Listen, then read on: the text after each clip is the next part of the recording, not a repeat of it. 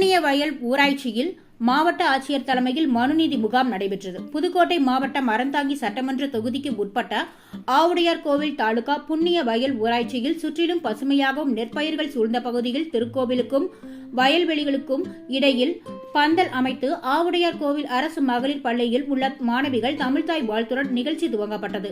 அந்த பள்ளி மாணவிகளின் பரதநாட்டிய நிகழ்ச்சியும் நடைபெற்றது.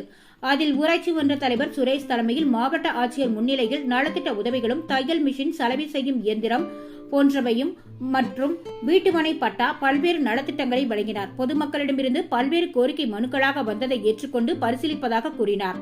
இதில் பேசிய மாவட்ட ஆட்சித்தலைவர் இதேபோன்று சுற்றுச்சூழல் எந்த பகுதியும் இதே மாதிரி மேடை அமைத்து நடத்தவில்லை என்று கூறினார். பெண்கள் படிக்க வேண்டும், வேலைக்கு செல்ல வேண்டும் என்று கூறினார். இவ்விழாவில் அறந்தாங்கி கோட்டாட்சியர் சிவகுமார், ஆவுடையார் கோவில் வட்டாட்சியர் மார்டின் லூது கிங் மற்றும் அரசு அதிகாரிகள், உள்ளாட்சி பிரதிநிதிகள் இவ்விழாவில் கலந்து கொண்டனர்.